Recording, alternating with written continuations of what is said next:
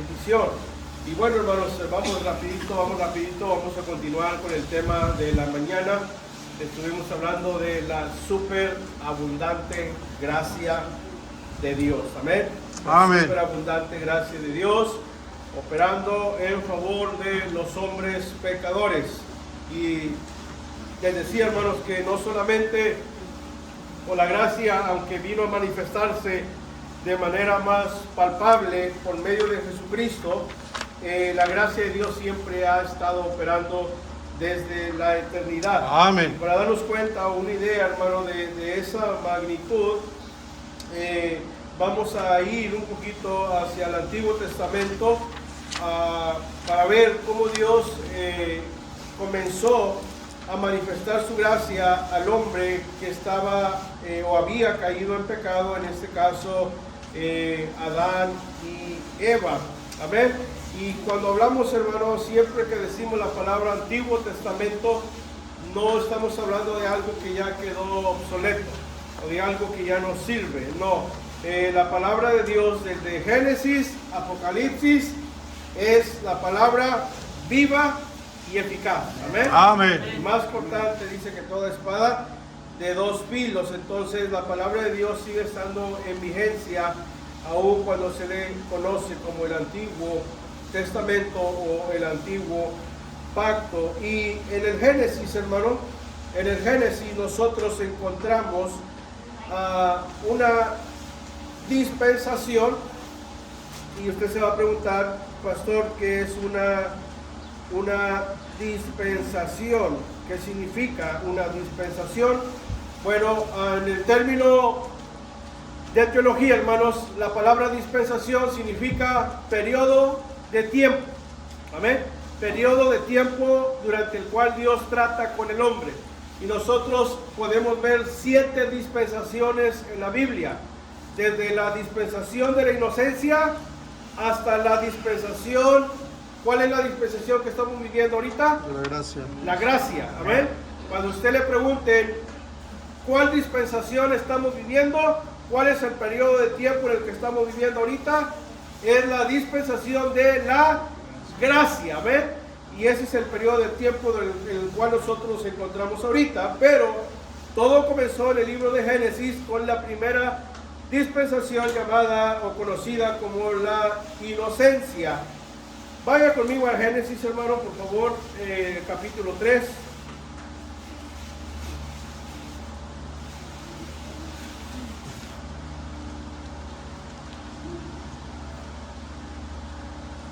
Génesis 3. Génesis, capítulo 3. Síganme ahí, hermanos, con su vista. Génesis, capítulo 3, versículo 1. Génesis 3, 1. Amén. Adelante, adelante.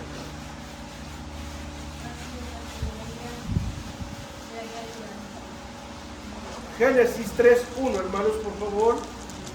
Encontramos ahí la palabra de Dios, Génesis 3, 1. ¿Lo tiene? Amén. Sígame ahí con su vista, hermano. Génesis 3, 1. Dice la palabra de Dios, pero la serpiente era, ¿cómo era la serpiente, hermanos? Astuta. Astuta, más que todos los animales del campo que Jehová Dios había hecho, la cual dijo a la mujer: con que Dios os ha dicho, no comáis de todo árbol del huerto. Y la mujer respondió a la serpiente: del fruto de los árboles del huerto podemos comer, pero del fruto del árbol que está en medio del huerto, dijo Dios, no comeréis de él, ni le tocaréis, para que no muráis. Entonces la serpiente dijo a la mujer: no moriréis, sino que sabe Dios que el día que comáis de él, serán abiertos vuestros ojos, y seréis como Dios, sabiendo el bien y el mal. Y vio la mujer que el árbol era bueno para comer, y que era agradable a los ojos. Hermano, ponga atención, mire. El pecado siempre es agradable a los ojos. ¿Amén? Todo comienza por lo que vemos. Y dice que Eva vio que el fruto era bueno y que era agradable a los ojos. Y árbol codiciable para alcanzar la sabiduría, y tomó de su fruto y comió, y dio también a su marido, el cual comió así como ella. Entonces fueron abiertos los ojos de ambos, y conocieron que estaban desnudos. Entonces cosieron hojas de higuera, y se hicieron delantales, y oyeron la voz de Jehová Dios, que se paseaba en el huerto al aire del día, y el hombre y su mujer se escondieron de la presencia de Jehová Dios entre los árboles del huerto. Mas Jehová Dios llamó al hombre y le dijo: ¿dónde estás tú? Fíjese, hermano, la palabra de Dios dice que el Señor vino a buscar y a salvar lo que se había perdido. Desde el libro de Génesis, no es el hombre buscando a Dios, sino Dios buscando al hombre. ¿Dónde estás tú? Habían desobedecido, estaban en pecado, habían muerto espiritualmente, pero Dios los estaba buscando. ¿Dónde estás tú? Y esa es la gracia de Dios operando en favor del hombre pecador. Dios crea al hombre, hermanos, a su imagen y semejanza. Creó a Adán y a Eva, los puso en el huerto del Edén. Su único trabajo era fructificar y multiplicarse, llenar la tierra. Tenían, hermano, mire, dice el Señor que les dio señorío sobre toda ave y bestia de la tierra, les dio plantas para comer, les dio semillas, de los animales podían comer, porque todo lo que Dios creó era bueno en gran manera. Amén. ¿Qué sucedió? La mujer, Eva, juntamente con el hombre, caen en desobediencia, y desde ese momento la muerte entró a los hombres. ¿Se acuerda que vimos Efesios 2:8 en la mañana? Sí, que estábamos muertos en nuestros delitos y pecados. Esa muerte que Pablo menciona en Efesios es la muerte que entró en Adán y Eva. Y dice en Romanos 5:12: por cuanto la muerte entró en un hombre, así la muerte pasó a todos los hombres, por cuanto todos pecaron. Y esa muerte, hermanos, hasta ahorita sigue causando estragos en la vida del ser humano. Estamos hablando de la muerte espiritual. Dios les dijo que del día que comieran de ese fruto prohibido, ciertamente morirían. Y no hablaba solamente de la muerte física, sino también de la muerte espiritual. Vemos, hermano, el pasaje que leímos: la serpiente, Satanás, engañó a la mujer, porque Satanás es el engañador. Amén, hermanos. Amén. Tengamos cuidado con eso. Satanás siempre te va a hablar al oído, te va a hacer creer que lo que estás haciendo no pasa nada, es solamente un pequeño pecadito, no sucede nada, pero al final viene la consecuencia. Hermanos, mire, Eva fue engañada. Fue primero engañada Eva, y después ella influyó para que su esposo cayera también en desobediencia. Ahora, observe cómo comienza a actuar la gracia de Dios. Llega Dios y dice: ¿dónde estás tú? ¿Dónde? Dios llega buscando a Adán y a Eva. ¿Dónde estás tú? Y dice que se habían escondido. Amén. Amén. ¿Por qué, hermano? Porque el pecado siempre trae vergüenza a nuestra vida. Amén. El pecado te hace huir de la presencia de Dios. El pecado te hace esconderte de la presencia de Dios. Te hace, hermano, irte a lugares donde tú piensas que Dios no te está viendo, pero Dios está en todas partes. Amén. No importa que huyamos, hermano, de este lugar para practicar el pecado. Dios sabe lo que estamos haciendo. Mire, hermano, Adán le dijo: Señor, es que la mujer que tú me diste. Amén. Y ese es un problema, hermano, que tenemos nosotros como seres humanos, que no queremos aceptar nuestra responsabilidad. ¿A quién le echó la culpa? A la mujer. ¿Y la mujer a quién culpó? a la serpiente. ¿Sí? Y ese es un problema, hermano, que acarrea a la humanidad. Y Satanás sabe y usa sus artimañas para engañarnos. Satanás siempre quiere que el hombre piense que no es culpable de lo que está haciendo. Él siempre le mete en la cabeza al hombre: tú no eres el problema, alguien más es el problema. Por eso, si hay gente, hermano, que es más fácil, cuando está pasando por pruebas, es más fácil ir a buscar a un chamán, porque él le va a decir: tú no eres el problema, alguien te está haciendo daño. Tu vecino, tu suegra, ¿sí? Alguien de tu familia, alguien te está haciendo daño, pero tú no eres el problema. Pero cuando tú vienes a la palabra de Dios, lo primero que encuentras en la Biblia, el Señor te dice: tú eres el problema. Amén. La palabra de Dios te confronta. Dice: tú eres el problema. Tú has pecado. Tú has desobedecido a Dios. Y hermano, por eso el enemigo siempre quiere hacernos saber o creer que nosotros no somos culpables. Y vemos a Adán diciendo: no, Señor, es que la mujer.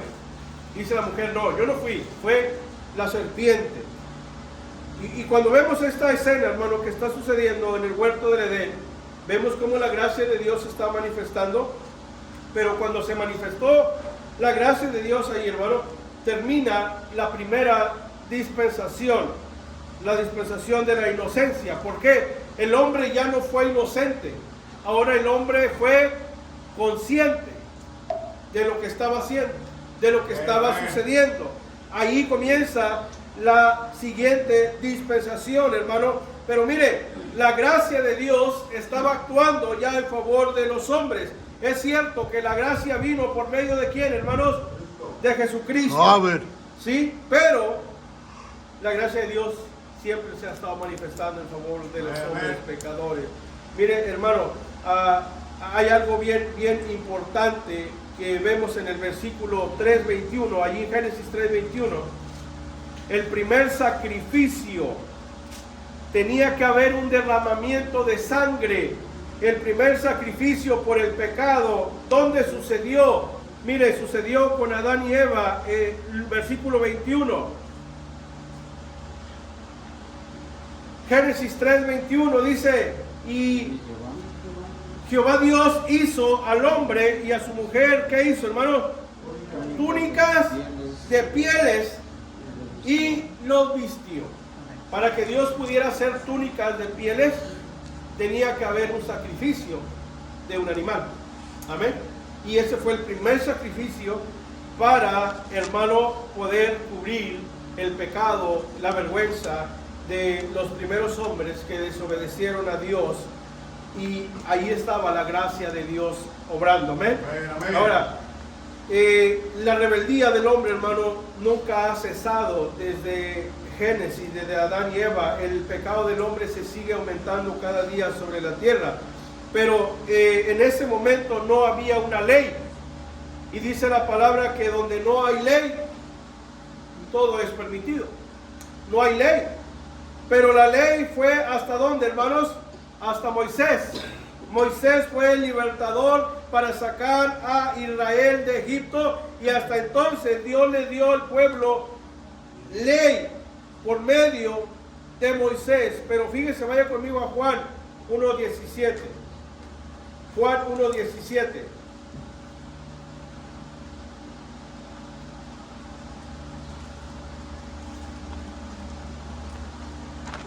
Juan 1:17.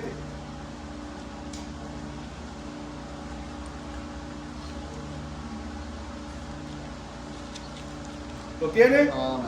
Amén. ¿Qué dice, hermano? Léalo.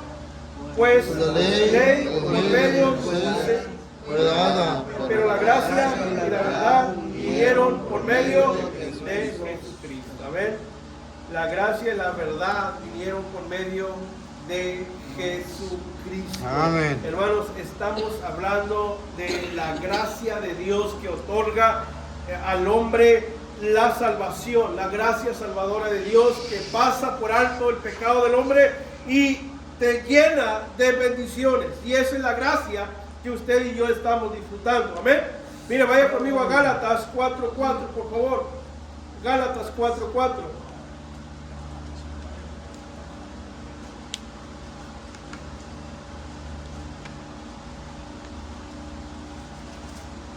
Gálatas 4:4 dice: pero cuando vino el cumplimiento del tiempo, Dios envió a su Hijo, nacido de mujer y nacido bajo la ley, para que redimiese a los que estaban bajo la ley, a fin de que recibiésemos la adopción de ¿qué, hermanos? De hijos. Somos hijos de Dios. Amén. Por la gracia de Dios. Amén. Termina la ley, hermanos, y 2000 años después de aquella promesa que fue dada al patriarca Abraham, fue cumplida esa promesa de un libertador, nuestro Señor Jesucristo. Dice: y en ti serán benditas todas las naciones de la tierra. Y esta promesa fue hecha al patriarca Abraham, pero usted y yo la estamos disfrutando en esta mañana. Hemos sido bendecidos por el nacimiento de Cristo, hermano, nacido de mujer, nacido bajo la ley, para el perdón de nuestros pecados. Amén. Hermanos, no vivimos bajo la ley. Amén. Estamos viviendo bajo la gracia. No hay salvación por ley. La salvación es por gracia. Y los que somos salvos, ya no estamos, hermano, bajo la condenación de la ley, sino bajo la libertad que es por la superabundante gracia de Dios. ¿Por qué, hermano? Porque en la ley decía: haz esto y vivirás. Y la ley dice: cree y tendrás vida eterna. Y en la ley, al quebrantar un mandamiento, que sea culpable de todos. Y la gracia te dice que si pecamos, abogado tenemos para con el Padre. Amén. La ley imponía cargas al hombre que no podía llevar. Y en la gracia del Señor dice: venid a mí todos los que estéis trabajados y cargados, y yo os haré descansar. Amén. ¿Se da cuenta, hermano, de la superabundante gracia de Dios operando en nuestra vida? ¿Qué es la gracia? Ya lo vimos en la mañana. Es un don de Dios, un regalo inmerecido, hermano, algo que no merecíamos, porque la salvación que tenemos hoy no la merecemos, pero es por gracia. Por gracia somos salvos. Dice: y esto no de vosotros, pues es un don de Dios, no por obras, para que nadie se gloríe. Hermano, la gracia de Dios es santa. Su gracia es perfecta.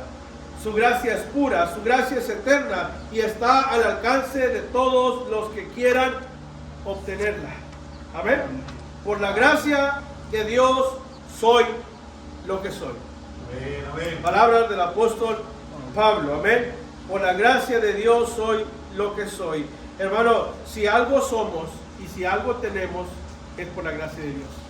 Amén. Si usted está aquí en esta mañana, usted tiene una familia, usted tiene un hogar, es por la gracia de Dios, hermano. Amén.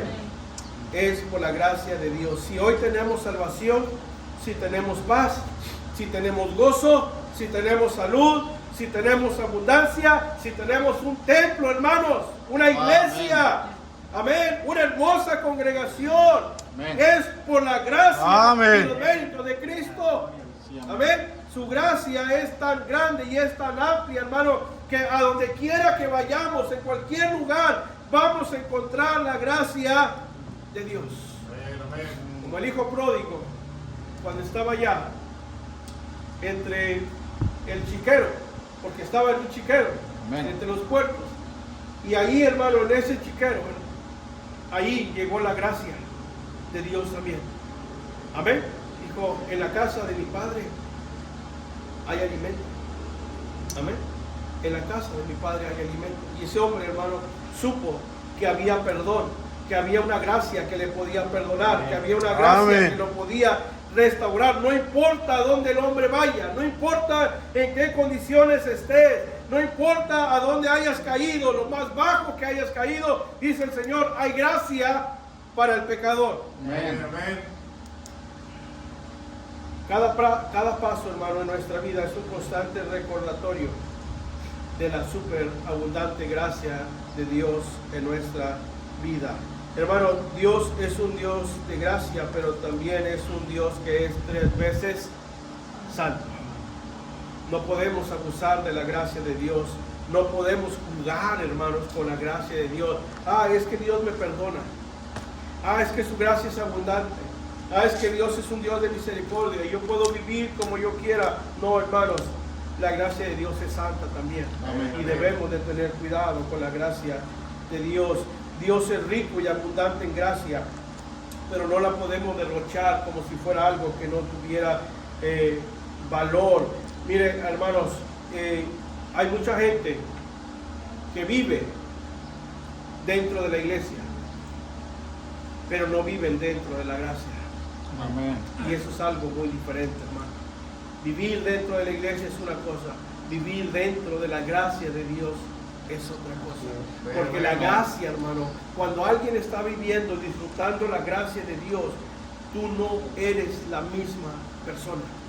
Amén. Tú eres alguien diferente. Alguien comparó la gracia de Dios con un tren de 80 vagones.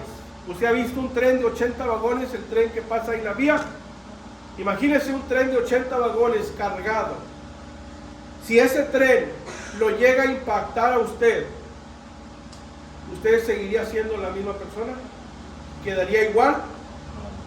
No. Dijo alguien, la gracia de Dios es como un tren de 80 vagones. Cuando te impacta la gracia de Dios, ya no puedes seguir siendo el mismo. Tienes que cambiar, tienes que ser diferente, tienes que caminar diferente, tienes que hablar diferente, tienes que vestir diferente, porque la gracia de Dios transforma. Amén. La gracia de Dios impacta nuestra vida. Hermanos, alguien pagó el precio para que usted y yo viviéramos de una mejor manera, y ese precio lo pagó nuestro Señor Jesucristo. Amén. Y Dios quiere y siempre ha querido lo mejor para nosotros. Su palabra dice que nos ha puesto en los lugares celestiales juntamente con Cristo Jesús. Amén. Siempre. Y nos ha puesto, hermanos, en lugares altos, como herederos y coherederos con Cristo Jesús. Dios, hermano, nos ha dado lo mejor que Él tiene, porque nos ama y porque somos sus hijos. Y la gracia de Dios, hermano, lo vuelvo a repetir, está en todas partes. Amén. Si tú lo buscas a través de la creación, tú vas a darte cuenta que la gracia de Dios está operando, hermano, a través de la creación.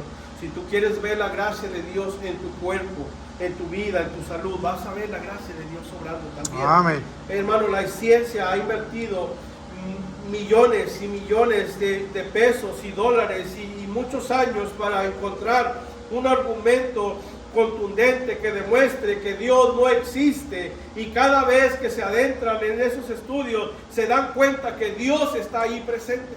Amén. Y vuelven a hacer estudios y vuelven hermano, a invertir para comprobar que Dios no existe, y cada lugar que escarban, a cada lugar que van, ahí está la gracia de Dios obrando. Ahí está el poder de Dios. Los científicos, los ateos, han invertido miles de horas, hermano, y dinero escribiendo libros con argumentos filosóficos. Hay 4 hombres que se les conoce como los 4 jinetes del Apocalipsis, los 4 ateos más reconocidos en la actualidad. Y hermanos, se juntan y escriben libros para tratar de demostrar que Dios no existe, pero Dios solamente ha escrito un solo libro. Amén. Amén. Y no para tratar de demostrar que Él existe, sino que Él afirma que Él es Dios, y que no hay ni una sola hoja, hermano, en este bendito libro que Dios haya usado para tratar de demostrar su existencia o dando argumentos. Dios dice: yo soy el que soy. Amén. El primero, el último, el alfa y el omega, el principio y el fin. Amén. La Biblia no es para tratar de demostrar que Dios existe. La Biblia la tenemos porque Dios existe, hermanos. Amén. Este libro lo tenemos en nuestras manos porque Dios existe. Usted y yo estamos aquí, hermanos, porque Dios existe y porque hemos visto su gracia operar en nuestra vida. Dios es real y su gracia, hermano, es tan impactante que cuando un hombre es tocado por la gracia de Dios, ya no puede seguir siendo el mismo. Amén. Una persona, hermano, que ha vivido en idolatría, una persona que ha vivido idolatrando imágenes y que se dice conocer a Dios, no puede seguir viviendo, hermano, idolatrando imágenes. Amén. No puede seguir con esos pensamientos, porque Dios es un Dios celoso. Amén. Sí. Y es un Dios santo, y Él merece nuestra única adoración. Tenemos que cambiar nuestra mente y nuestro corazón. Ahora hay algo que yo no puedo entender y no puedo comprender, y lo decía desde la mañana. ¿Por qué Dios me quiere cerca de Él? Y Él dice, dame, hijo mío, tu corazón. Búscame. Venid a mí. ¿Por qué Dios quiere tener relación conmigo, hermanos, si yo soy un hombre pecador? Y la única razón que yo puedo ver, hermano, es que Dios me ama. Amén. Dios me ama y Él quiere lo mejor para mí. Yo no tengo nada que ofrecerle a Dios, pero Él tiene mucho que ofrecerle a mí. Y aquí está mi gracia. Y yo quiero, hermano, en esta tarde, ya para terminar, yo quiero que considere lo siguiente. Yo quiero que piense un poquito, que mire hacia los lados y que piense, medite de dónde Dios lo ha sacado. Mire la grandeza y lo maravilloso de su gracia, hermanos. Considérelo. Si hay algo bueno en nosotros, es solamente por la gracia de Dios. Amén. Ahí donde estábamos perdidos, hermano, en la borrachera. Ahí donde andábamos, hermanos, perdidos en el mundo, en el pecado. Ahí llegó la gracia de Dios para rescatarnos. Amén. Sí, amén. Si usted cree que su gracia no es suficiente, entonces yo le diría una cosa. Pregúntele a Rahab, la ramera, si la gracia de Dios es suficiente. Y Rahab le va a decir, la gracia de Dios es suficiente y es súper abundante. Amén. Amén. Hermanos, nadie merecemos la gracia de Dios, pero la obtenemos porque Él nos ama. Y Él quiere lo mejor para nosotros. Su gracia no es para los sanos, es para los enfermos, para los que están muertos en sus delitos y pecados. Amén.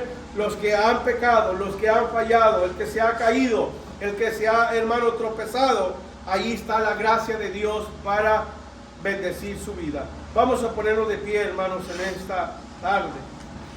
¿Usted está cansado? ¿Usted está desanimado?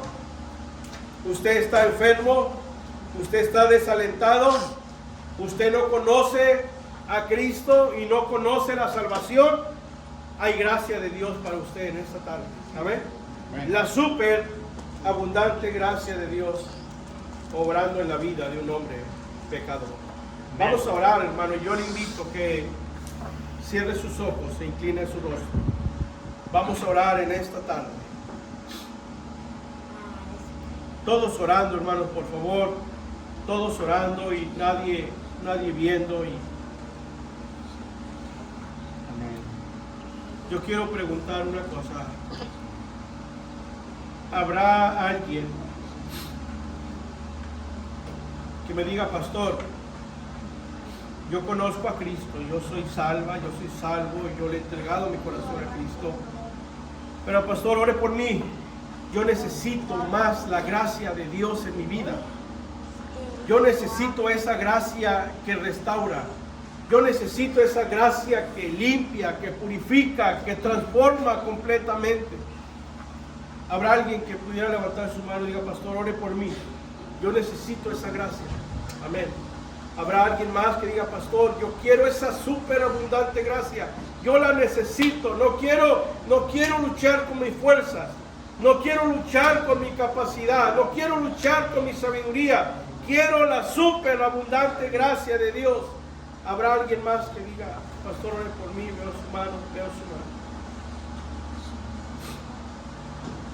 Oremos, Padre.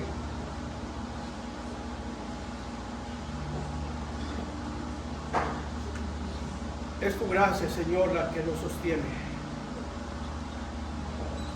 Y es la que nos levanta cada mañana. Amén.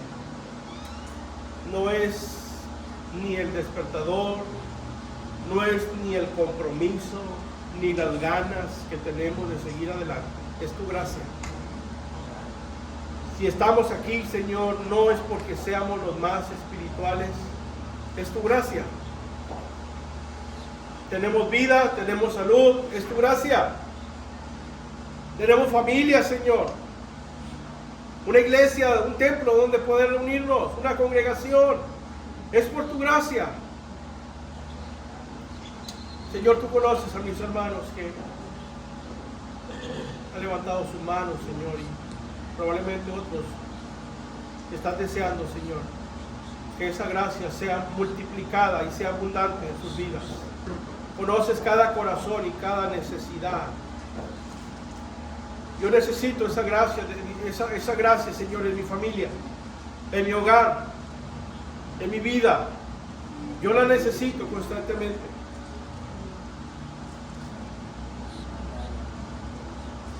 Sigue obrando, Señor, y sigue bendiciendo tu iglesia, tu pueblo, Señor, y supliendo cada necesidad. Porque solo es por ti, Señor.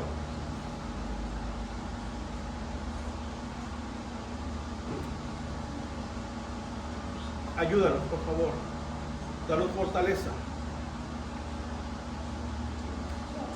Y sigue bendiciendo tu iglesia de una manera especial. Agradecemos, Señor.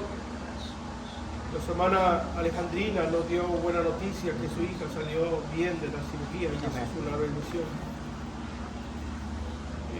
Ayúdale, Señor, dale una pronta recuperación y sigue supliendo todo lo que haga falta. Gracias por lo que se ha hecho en este día. Gracias, Señor, por los hermanos que han usado sus fuerzas, sus dones, sus talentos para servirte. Multiplícales, recompénsales y llénalos de tu gracia, por favor. Gracias por lo que has hecho y lo que seguirás haciendo, Señor. Todo es para tu honra, para tu gloria. En el nombre que es sobre todo nombre, Señor, pedimos todo. Te damos gracias. Amén. Amén.